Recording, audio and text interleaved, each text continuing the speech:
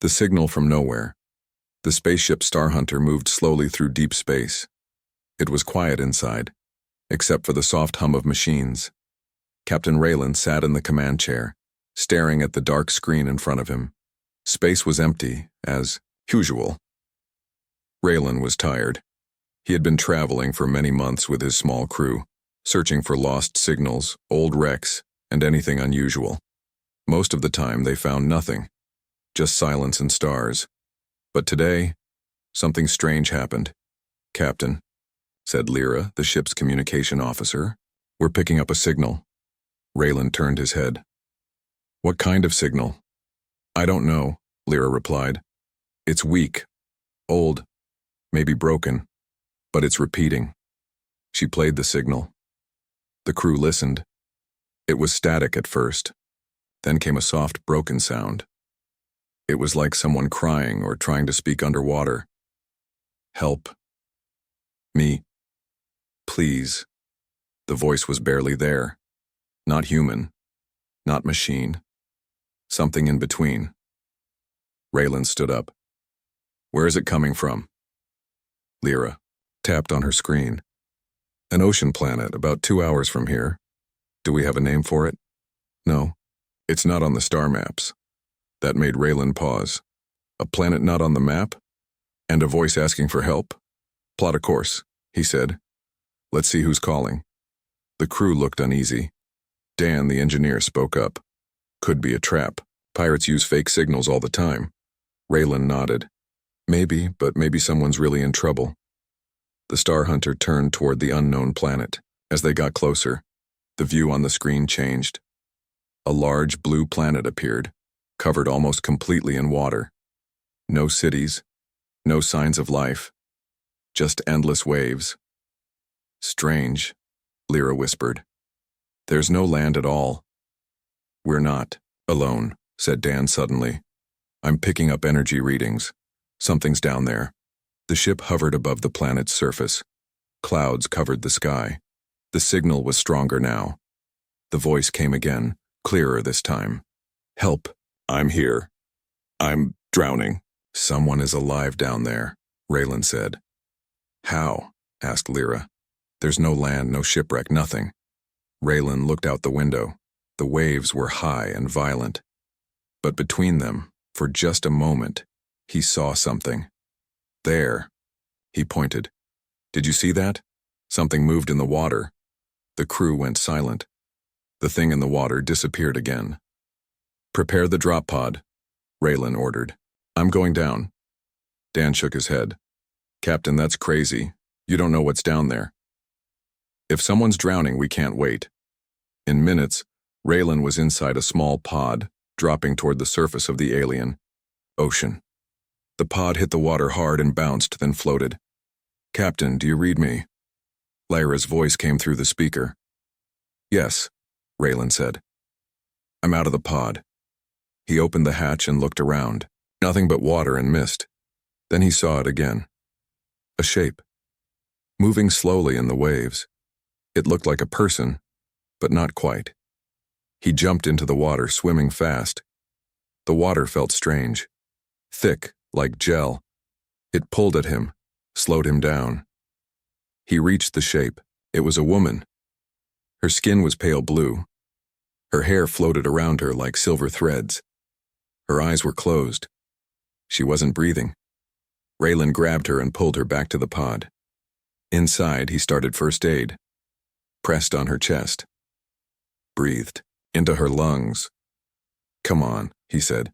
"Don't die now." Then she coughed. Water sprayed from her mouth.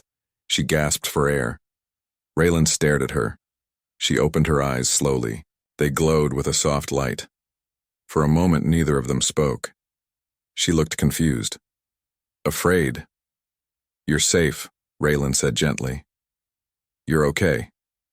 She stared at him. Then her lips moved. She said one word. "Ray Lan." He froze. "How? Do you know my name?" he whispered. But she didn't answer. She passed out in his arms. Back on the ship, the crew helped carry her to the medbay. Lyra looked at Raylan with wide eyes. "She's not human," she said. But she spoke your name. I know, Raylan said quietly, and I don't know why. Outside, the ocean planet rolled quietly under the stars. But in the shadows, beneath the waves, something was watching, and it was not happy. The drowning woman, the alien woman, was breathing, but just barely. She lay on the med table inside Star Hunter, her skin still wet, glowing faintly under the ship's soft lights. Tubes were attached to her arms and a medical scanner blinked above her head. Captain Raylan watched silently, arms crossed, face tense. She looked peaceful now, but when he pulled her from the alien ocean, she had been dying. And then, she had spoken his name, a name she could not have known.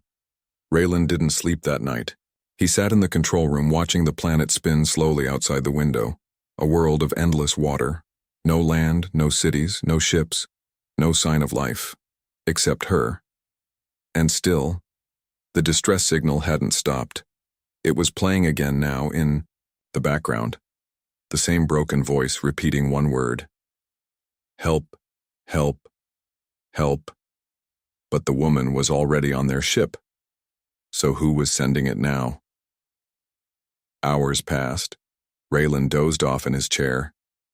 That's when the dreams began. He was underwater, not swimming, but sinking. The ocean was dark, cold, endless. He couldn't move. Something was holding him down. A voice echoed in his ears, soft and sad. You came too late. He looked up and saw her. The alien woman floating above him. She wasn't drowning. She was glowing like a star. Her hair spread like waves, her eyes full of pain. Then everything turned black. Raylan woke up with a jolt, gasping. The comm crackled. Captain? Lyra's voice said. She's awake. He rushed to the med bay. The woman was sitting up, shaking slightly. Her eyes followed every movement, alert, but frightened. She looked around the room like she didn't understand anything. Raylan stepped forward slowly. You're safe now, he said. She stared at him. Her lips moved, but no sound came out. Her voice was gone. Raylan handed her a small data tablet. Can you draw? She took it with shaking hands. After a moment, she began to move her fingers across the screen. Lines appeared, symbols, circles. A spiral. Raylan blinked. He had seen that same spiral before, in his dream. What is this? He asked softly. She pointed to it again, then pointed at him. The room grew cold. Later, the ship's AI spoke up. Foreign neural energy detected, it said. Captain is experiencing shared memory fragments. Source, unknown biological transfer. What does that mean?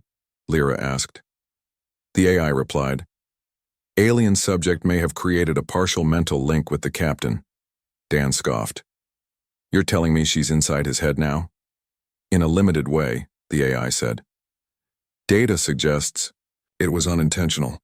Raylan sat quietly. He didn't argue, because he already knew it was true. He could feel it. He wasn't alone inside his mind anymore. That night, Raylan had another dream. He was on the ocean planet, but the water was gone.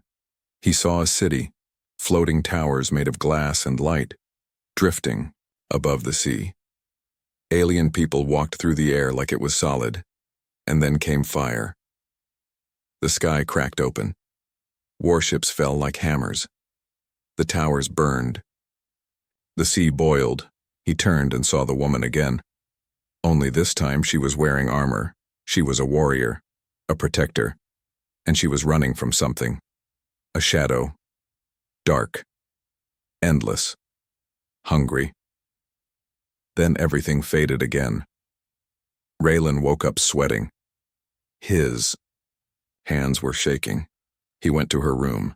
She was awake, sitting near the window, staring at the stars. Raylan sat beside her. You showed me your world, he said. In my dreams. I saw it. I saw what happened. She looked at him. Her eyes were filled with something more than fear. Guilt. She pressed her fingers to the glass window. Then slowly, she pointed to the stars. "Someone destroyed your home," he said. She nodded. Raylan frowned. "Are they still out there?" She didn't move. Her silence was enough. The next morning, a new alarm went off. "Unidentified signal detected," the AI said. "High energy burst. Origin, planetary orbit." Raylan rushed to the bridge. A large object was approaching the planet fast. "Is it a ship?" Lyra asked. "Yes," Dan said. "And not one of ours." They brought up the visual feed. A massive, dark shape moved in orbit, almost invisible against the stars. It looked like a blade, a warship, alien and terrifying.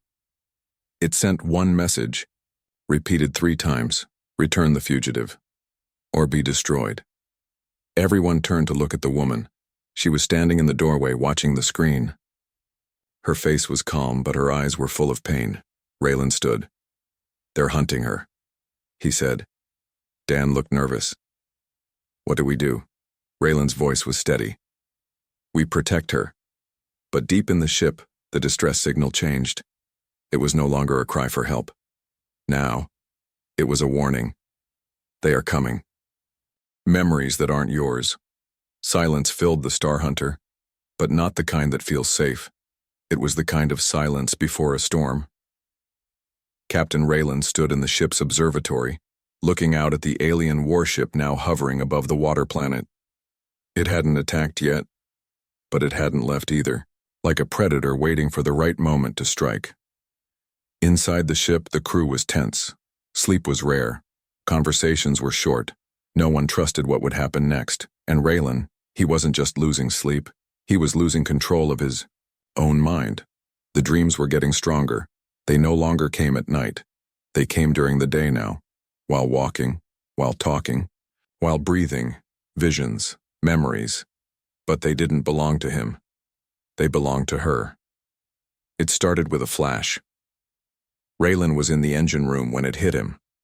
A sudden burst behind his eyes. He dropped the tool in his hand and grabbed the railing for balance. The world around him shifted. He wasn't in the ship anymore. He was in a forest of glass.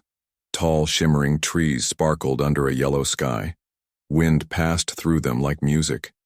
Strange animals moved silently in the distance, and there, standing in front of him, was the alien woman. But she was younger, smiling. Her skin glowed with energy. Beside her stood others like her, a family, a life, and then fire. The dream twisted. The sky cracked open. Dark ships fell, like blades, screams, flames, smoke rising from the sea. Raylan gasped and fell to his knees as the vision ended. Dan helped him up. "Captain, what the hell was that?" Raylan's breathing was heavy. I saw her past." "What do you mean?" "Her memories. Like they were mine. They brought her to the medical lab again. The alien woman, whom the crew had started, calling Kayla based on a sound she repeated in her sleep, sat calmly on the bed. Raylan approached her with the drawing pad. "You're sending me visions, aren't you?" She looked down, not with guilt, but with sorrow. Raylan gave her the pad. "Why me?" She hesitated, then drew a human figure, surrounded by a circle of stars. Then another figure, her, reaching toward him, and between them, a bridge made of light. Lyra stared. "She chose you, not just by accident. Maybe you two are connected." Raylan sat down, his hands shaking slightly. "I'm seeing things no human should ever see." Kayla reached forward and gently touched his forehead. A single tear rolled down her cheek. That night, the visions changed again. Raylan was standing inside a dark chamber. Symbols glowed on the walls. Kayla was there, kneeling beside something, an object shaped like a heart pulsing with blue light. She turned to him and whispered one word: "Weapon." Then darkness. Raylan woke up gasping. He knew what he had seen this time: a hidden weapon. Something powerful. Something alien. Something dangerous. The next day, the ship shook. An energy pulse hit Star Hunter's outer shields. The alien warship had fired a warning shot. The message was clear: return her now, or the next one won't miss. Dan shouted, "Our shields won't take another hit like that." Raylan didn't move. Kayla stood in the control room now, staring at the image of the enemy ship. Her hands were clenched, her eyes burning with silent rage. She drew again. A map. Coordinates. Deep underwater. "She's showing us where to go," Raylan said. "It's below the ocean." Lyra blinked. "You think the weapon you saw is down there?" Raylan nodded. "Yes, and it might be the only thing that can save us." The crew prepared for the descent. The waters of the alien planet were darker than before. The ocean wasn't just water, it was alive in some way. The deeper they went, the stranger the readings became. "Pressure's rising," Dan said, "but the sub can handle it. For now." Kayla sat beside Raylan in the cockpit. She pressed a hand against the glass and whispered something. Raylan couldn't understand the words, but he felt their meaning. Keep going. They reached the trench. At the bottom, hidden beneath coral-like structures and glowing sea plants, was a temple. Old, broken, but still humming with energy. Raylan stepped out in a suit. Kayla followed without one. The water didn't seem to affect her. In fact, it welcomed her. They walked together through the ruins. Carvings on the wall showed her people, peaceful, wise. Then came the invaders. The same shadow ships Raylan had seen in his dreams. Death followed. At the center of the temple was the same object from his vision, the heart-shaped device, pulsing with slow, steady light. Kayla touched it. It responded. A hidden chamber opened. Inside was a message, recorded in her language, but the images told the story. The weapon could only be used once, but it would destroy anything in orbit. It required a life to activate. Kayla turned to Raylan and placed her hand on her chest. "No," Raylan said. "Not you." She shook her head, then pointed at him. "You think I can activate it?" he asked. She nodded once. Raylan stepped forward and reached out. The device pulsed faster. Then, the trench shook. An explosion echoed from above. "Captain," Lyra's voice came through. "They're charging weapons. You have 2 minutes." Raylan looked at Kayla. "I'll do it." He placed his hand on the device. A sharp pain shot through him. But he didn't pull away. Memories surged into his mind. Kayla's pain, her home, her people, their fall. And then, peace. The weapon glowed bright. In orbit, the alien warship prepared to fire.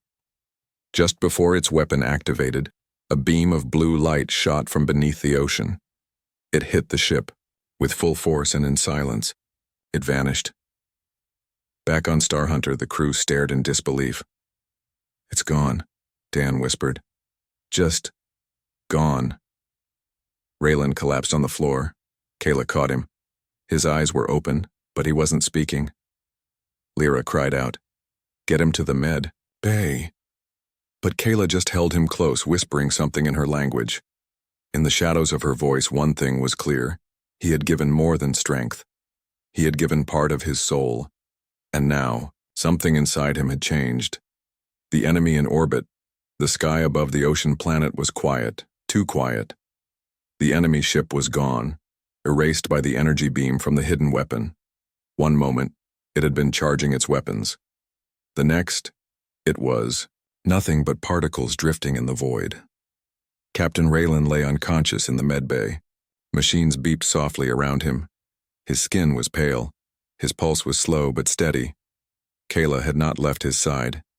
She sat beside him, silent, her hand gently resting on his.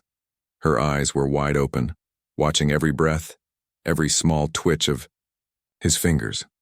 Outside, the stars watched too. But far beyond them, something else had noticed. Something bigger. Lyra stared at the data screen in the control room. "I don't understand this," she whispered. Dan walked over. "What is it?" That energy. Spike from the weapon, she said. It wasn't just a blast, it sent out a signal. Signal? Yes, into deep space, like a beacon. Dan's face went pale. A beacon to who? Lyra didn't answer. But the question didn't need one. Because whoever had sent the first ship wasn't alone. Raylan's body began to move. He twitched, then gasped. Kayla leaned over him.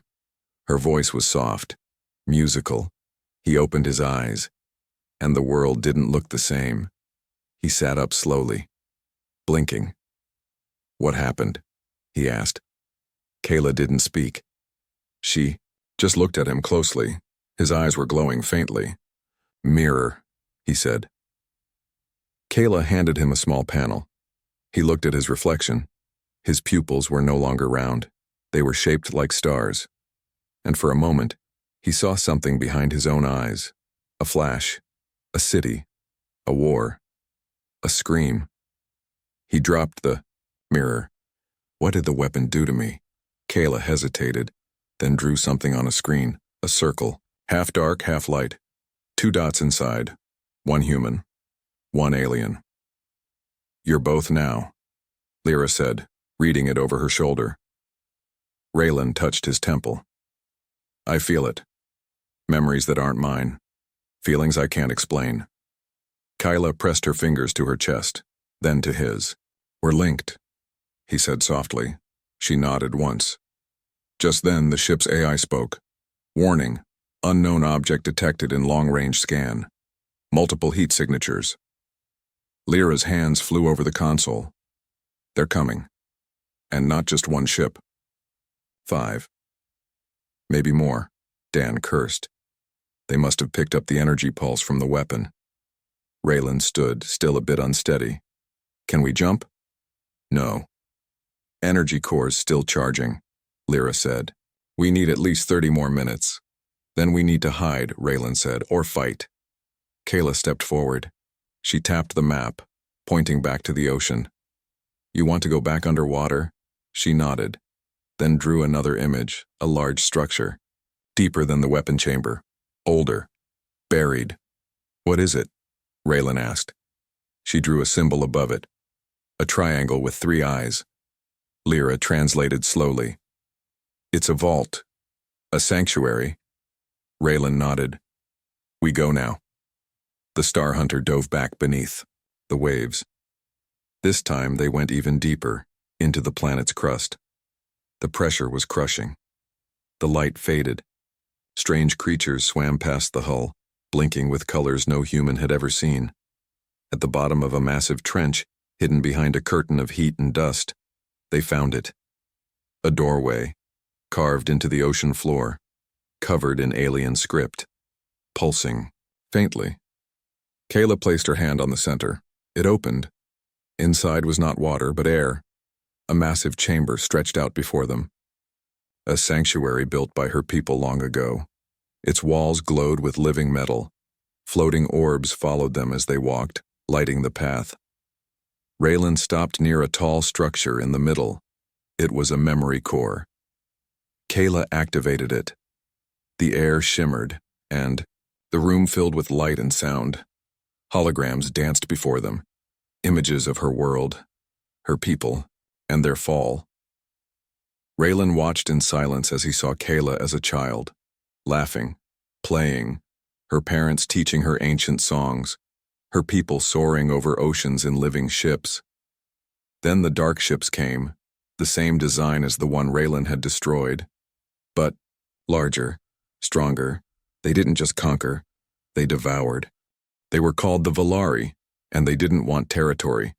They wanted silence. They wanted to erase every voice but their own. Lyra watched with wide eyes. This isn't a war. It's a cleansing. Kayla showed them one last image. A seed, floating in space. What is that? Raylan asked. Kayla pointed to it, then to him. She's saying it's hope, Lyra whispered. It's what they've been protecting all this time. And now, we're protecting it too, Raylan said. The ground shook violently. The EE ship's AI warned them. Enemy vessels entering atmosphere. Countdown, 4 minutes. The crew ran back to Star Hunter. Raylan paused, looking at the sanctuary. This place needs to be preserved. Kayla walked over and handed him a small cube. Data, memory, truth. Thank you, he said. She smiled, sadly. As they rose through the ocean, the sky was burning. 3 warships hovered above the clouds, black, sharp, silent. But they weren't firing yet. Raylan stared at them from the bridge. Why are they waiting? The answer came quickly. A transmission. It wasn't a warning. It was a voice. Human. Captain Raylan, this is Commander Voss. You have something that doesn't belong to you. Turn over the fugitive and we will spare your crew. Raylan's jaw clenched. He's human? Lyra's face went pale.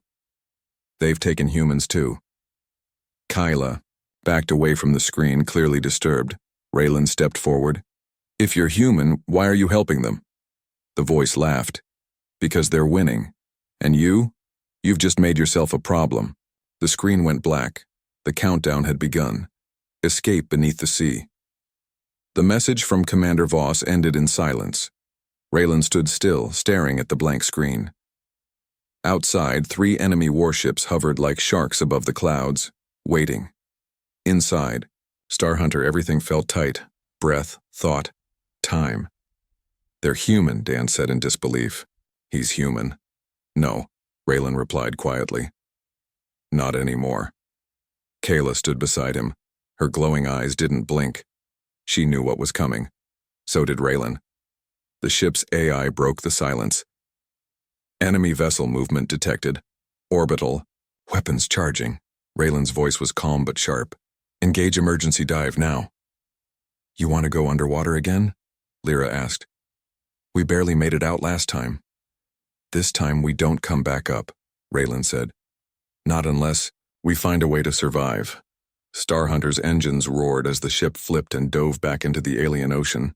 The surface exploded behind them as a plasma beam scorched the waves where they had just been. Kayla didn't flinch. Underwater, the world turned to shadows and pressure. The ocean groaned. The deeper they went, the stranger it became. Schools of glowing fish twisted in perfect spirals, then scattered as a noise echoed through the deep. A low thunder-like pulse. Not from the warships, from the ocean itself. Lyra watched the sonar. Her face turned pale.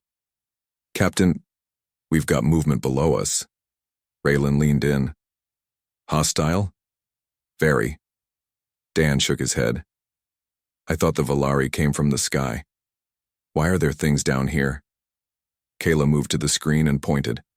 Raylan understood. They didn't just take her world, he said. They left something behind, something to guard it. The trench loomed ahead like a scar across the ocean floor, sharp cliffs on both sides, only one path through. Raylan narrowed his eyes. We go in. We won't fit, Dan warned. Barely. Any room to move. Exactly, Raylan said. They can't follow us in tight. The ship squeezed into the narrow trench. The walls were close, too close. Any wrong movement could tear the hull open. The crew held their breath as the lights flickered. Then, thud, something hit the hull. Not once, twice. Then it wrapped around. An eye opened on the screen. Massive, yellow, slit pupil. It wasn't a ship. It was alive. A deep-sea creature, awakened by the energy from the sanctuary, or perhaps waiting for them all along. A giant tendril slammed the side of Star Hunter. Alarms went off. Brace, Dan shouted. We've got hull damage. Kayla stood and stepped forward. She pressed her hand to the wall. For a moment the ship's lights dimmed, and something passed through her, a wave of calm. The creature paused. Its eye blinked once. Then it let go, and vanished into the dark. Raylan turned to her. What did you do? Kayla looked away. There was pain in her eyes. The ship drifted deeper, broken but still breathing. Behind them, however, one of the Volari warships had sent a probe. It slipped beneath the waves, silent, thin, deadly. It moved faster than Star Hunter, and it was designed for only one thing: tracking life. "They're scanning for our heat," Lyra warned. "They'll find us soon." Raylan looked at the data Kayla had given him before. Coordinates, another place, another structure, a last hope. "There's a cave system here," he said. "If we can reach it, we can lose them." Dan nodded. "Engines can give us one last push." Raylan nodded. "Make it count." The ship surged forward, through coral spikes, under sinking wrecks from an ancient war, past statues worn down by time. The ocean was not dead. It remembered. Raylan felt it, through Kayla, through the link that now tied him to her people, their pain, their courage, their hope. It was inside him now. Just as they reached the cave's mouth, the probe struck. A red beam cut through the water and grazed the ship's tail. The engine sputtered. "We've got a breach," Dan yelled. Raylan didn't slow down. "Get us inside. Now." The cave opened wide, then twisted like a spiral. The ship crashed through the entrance, scraping rock, tearing metal. The lights flickered, then came darkness. Inside the cave, all systems went offline. Silence, no sound, no machines, just breathing, just water pressing in from all sides. "We're stuck," Lyra said. "Dead." "Not yet," Raylan replied. Kayla walked to the center of the bridge, and she began to hum, a strange, soft sound, not human. The walls responded. The cave itself lit up.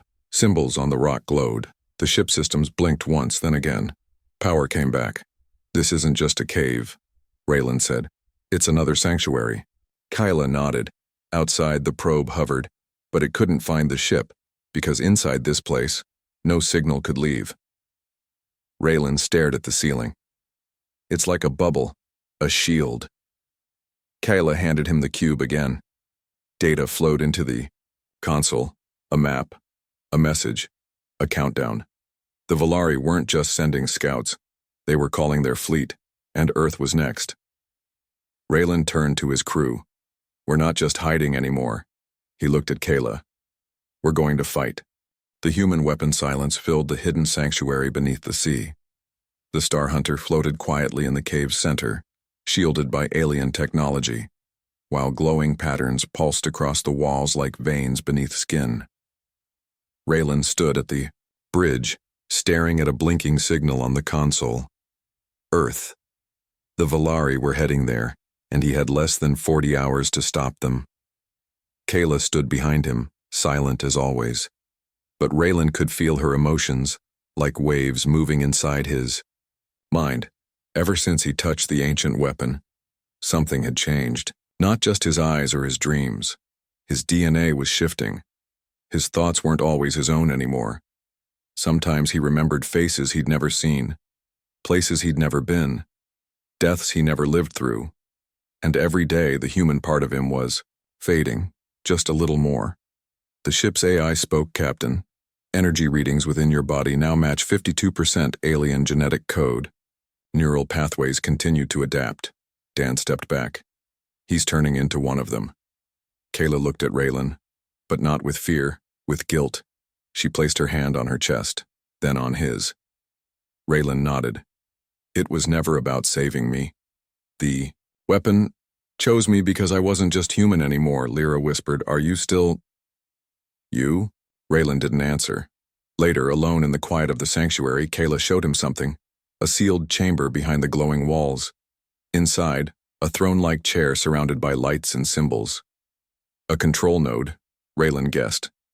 Kayla nodded, then touched the wall. A vision burst into his mind. Her people had created a final weapon, not a bomb, not a ship. A mind, one that could override Volari tech, one that could match them. But the controller had to be part alien, part something else. Raylan saw himself in the vision, burning, screaming, then erased. He stepped back, shaken. "You want me to sit?" In that, Kayla didn't answer. She simply held out a small metal shard, etched with her people's language. Raylan took it. As soon as his skin touched it, it fused into his palm. The walls around him glowed brighter, and the cave woke up. Far above, in orbit, the Volari fleet had arrived. 3 massive carriers, dozens of escort ships, and at the center, something larger than anything Raylan had ever seen. It looked like a city, but it moved like a predator. It was alive. Back in the cave, Lyra studied the readings. They're scanning the planet. Again. They know we're down here. Raylan sat alone in the chamber, gripping his head. The shard in his palm burned. He heard voices. Kayla's language, but faster, layered, overwhelming. He couldn't breathe. Then suddenly, it all stopped. He stood, walked into the chair, sat down. The metal came alive, wrapping around his arms and legs like armor. Kayla stood, nearby, watching, waiting. Raylan closed his eyes, and the chair fused with his nervous system. He screamed. And then, he saw everything. He was no longer in the cave. He was in orbit, standing above the planet like a god. He saw every Volari ship. He saw their weapons. He saw their minds. He could hear them. And they were afraid, because they felt him too. Something new. Something wrong. Something that didn't follow their rules. Hybrid, a human-alien echo born from war, soaked in memory, the human weapon. Back in the real world, Raylan's body convulsed. Alarms blared. Lyra tried to run in, but Kayla stopped her. "He's dying," Lyra shouted. Kayla shook her head. He wasn't dying. He was changing. Inside the mental space, Raylan moved through the Volari network like fire through dry wood. He saw what they had done to Kayla's people. He saw Earth in their path. He saw Commander, Voss.human body, Volari mind twisted, rewired, hollow. Voss turned. "You're not a soldier anymore," he said. "You're a threat," Raylan replied. "You turned your back on your species. I didn't," and he erased him. One by one, Raylan began shutting down their weapons. Systems failed. Engines stalled. The Volari panicked. But the largest ship, the living one, fought back. It sent a psychic pulse so strong, the cave walls cracked. Raylan screamed. Kayla rushed toward the chamber, but the door slammed shut. Raylan was on his own now. Inside his mind, he faced the heart of the Volari intelligence. It was ancient, older than Kayla's people, a hive, a being of pure thought and hunger. It tried to enter his mind. Raylan let it. It searched his memories. It saw Earth.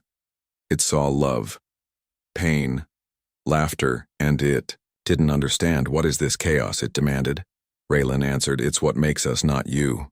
Then, using the last of his strength, he let go of himself.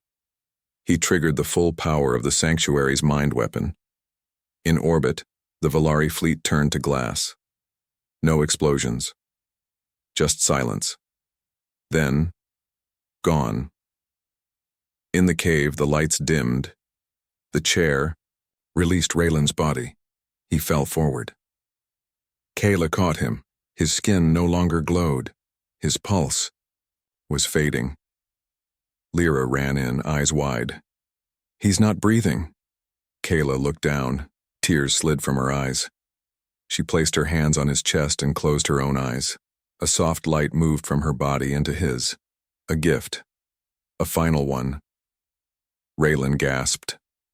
Eyes open, normal again, his voice weak but clear. "Are they gone?" Kayla nodded. "And Earth?" Kayla drew a circle in the air. "Safe." Raylan sat up, trembling. "You saved me."